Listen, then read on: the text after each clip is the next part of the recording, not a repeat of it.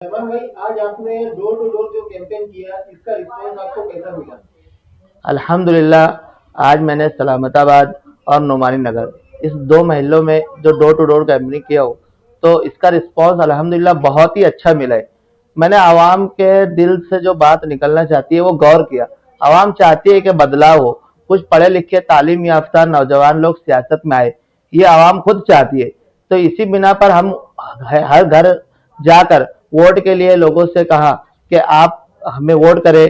और मालेगांव कारपोरेशन में ऐसे लोग जो अनपढ़ जाहिल गवार, जिन्हें सीधे से खुद का नाम भी सही से लिखते नहीं आते, ऐसे लोगों को हमने कारपोरेशन में जाकर बैठाया है। तो उन्हें वहां से हटाओ और तालीम याफ्ता नौजवान लोगों को मौका दो। आज कुछ ऐसा माहौल है कि तालीम याफ्ता लोग सियासत में उतरना चाहते हैं और हुकूमत भी चाहती है कि तालीम याफ्ता लोग सियासत में आए और कुछ नया बदलाव लाए। तो मैं आवाम से यही चाहता हूँ कि मैंने घर घर जाकर जिन लोगों से वोट के लिए दरख्वास्त की, जिन लोगों से मिला और जो हमारे दिल के तासुरात लोगों तक रखे, तो लोग उसकी अहमियत को समझे, वोट की अहमियत को समझे। और जो मालेगांव में पैसे की सियासत चलती आ रही है, एक रिवाज चल गया है चिट्ठी देना, पैसा देना, तो ये इसको बंद करे। आवाम दिल से सोचे क्या वाकई में ये पैसों से उनका गुजारा हो सकता है। आज रुपया 2 रुपया अगर जोड़ा जाए तो 5 सालों में आप जो पैसा ले रहे हैं उसका 1 रुपया भी नहीं होता है सही से। आप 1 रुपये पर अपना ईमान बेच रहे हो, अपने बच्चों का मुस्तकबिल बेच रहे हो, अपने वार्ड के सुधार में जो काम होना चाहिए उसको बेच दे रहे हो। और किस उम्मीद से आप ये सोच रहे हो कि हम जिसे चुन कर ला रहे हो काम करेगा? बिल्कुल नहीं हो सकता। ये हो ही नहीं सकता है कि वो आपका काम करेगा। वो जिस बुनियाद पर आपको पैसा देकर वोट खरीद रहे, वो पहले अपना लगाया हुआ पैसे को पूरा वसूल करेगा। उसके बाद अगर खुदा न खास्ता उसके दिल में आ गया तो वो थोड़ा बहुत काम कर देगा और आकर इसी तरह कहीं पर गटर के ऊपर स्लेब बनवा देंगे, कहीं पर बोरिंग खुदवा देंगे और 5 सालों तक के गायब रहेंगे। आज रिवाज हो गया सियासत के अंदर कि जब इलेक्शन आता है तब ये सियासतदान मैदान में आते हैं, आवाम के बीच में आते हैं।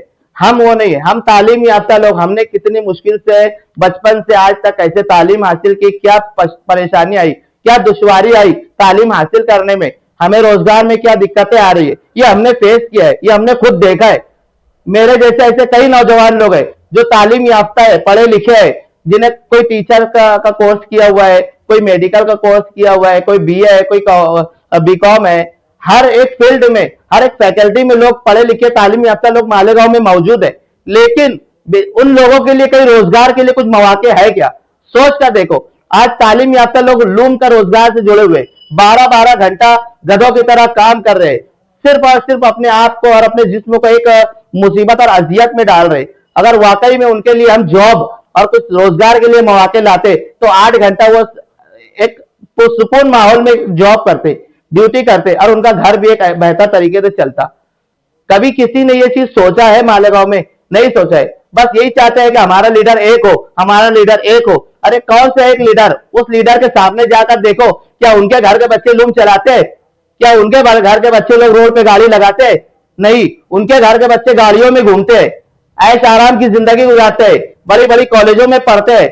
हमारे बच्चे कब पढ़ेंगे? हमारे बच्चों को कब ये सब सहूलत मिलेगी? उस वक्त मिलेगी जब तालीम याफ्ता लोगों को आप आगे बढ़ाओगे, उनके अंदर के जज्बों को समझोगे और ईमानदार लोगों को कारपोरेशन में जाकर बैठाओगे।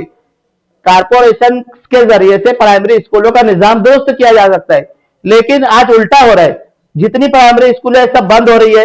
प्राइमरी स्कूलों में इतनी खस्ता हालत है कि बच्चों को पीने के लिए सीधा साफ पानी नहीं मिलता, जो खाना उनको दिया जाता है वो भी बेच कर खाया जाता है, किताबें नहीं मिलती। कभी किसी कारपोरेटर ने ये काम किया है? आवाम भी नहीं सोचती है क्या कारपोरेटर का ये काम है? आवाम इतनी भोली हो गई है और इतनी नासमझ हो गई है कि वो सिर्फ गटर, रोड, लाइट, नल, इसी को सब कुछ समझ बैठे।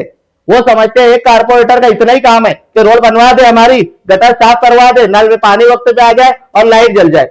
ये जिंदगी गुजारने के लिए जरूरी नहीं है। एक गरीब जो बस्ती होती है, देहात होता है, वहां पर रोड नहीं होता है, सड़कें नहीं होती है, गटरें नहीं होती है, लाइट का इंतजाम नहीं होता है, लेकिन उनकी भी जिंदगी बेहतर गुजरती है। लेकिन उसकी बुनियाद क्या रहती है? उनकी तालीम। उनके बच्चे तालीम याफ्ता होते हैं, बड़ी बड़ी पोस्ट पर होते हैं, फौज में होते हैं। उनको तालीम की बिना पर उनकी तरक्की होती है। रोड, गटरे, सड़कें, ये तरक्की की बुनियाद नहीं है। ये तो एक हमारे लिए आरइश है सिर्फ, तो आरइश को ना देखे, ये देखे क्या वाकई में हमारे बच्चों का मुस्तकबिल बेहतर बनाने के लिए कोई कारपोरेटर हमारे साथ खड़ा रहता है क्या, 5 सालों तक हमारे बीच में आता है क्या, कुछ बेहतर करने के लिए कभी किसी कारपोरेटर ने सोचा है क्या। आज गरीब बच्चों को किताबें तकसीम करने के लिए कारपोरेटरों के पास पैसा नहीं होता है, बड़े बड़े जलसे करते हैं, बड़े बड़े जुलूस निकालते हैं, तब पैसा कहां से आता है। एक जलसों में लाखों रुपया लगा देते, आवाम का पैसा ऐसे ही बहा देते, वो पैसा कहां से आता है, वो हमारे टैक्स का पैसा होता है, यही गरीब लोगों के टैक्स के पैसे से ये सब कामकाज चलते हैं। मैं इलेक्शन लड़ने का मेरा मुद्दा सबसे बड़ा यह है कि मैं चाहता हूं कि हमारे वार्ड में, हमारे महल्लों में स्कूलों पर ज्यादा फोकस किया जाए, गार्डनों पर ज्यादा फोकस किया जाए, हेल्थ सेंटर जो सरकारी दवाखाने होते हैं छोटे छोटे वार्ड में, उसके ऊपर ज्यादा फोकस किया जाए।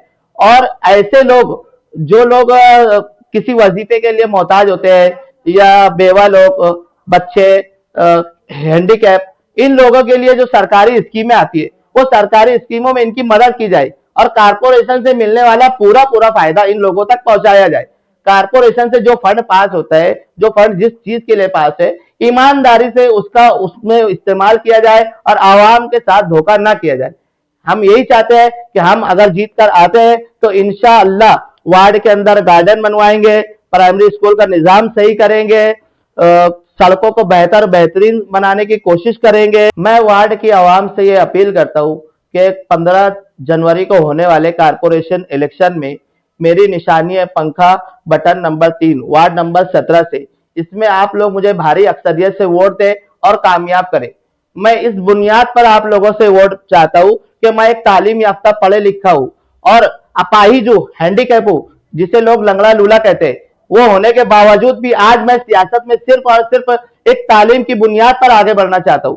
इस बुनियाद पर करना चाहता हूं कि नहीं पढ़ा, मैं पढ़ा लिखा हूं और मेरे अंदर ये जो भी हिम्मत आई है और ये जो करने का जज्बा है, ये जज्बे की आप कद्र करो और इस कद्र की बुनियाद पर आप मुझे वार्ड नंबर 17 से 15 जनवरी को होने वाले इलेक्शन में पंखा निशानी पर भारी अक्सरियत से वोट देकर मुझे कामयाब करें और ऐसे लोग पर मुंह तोड़ जवाब दे जिन लोगों की नजरों में हम गिरे हुए हैं।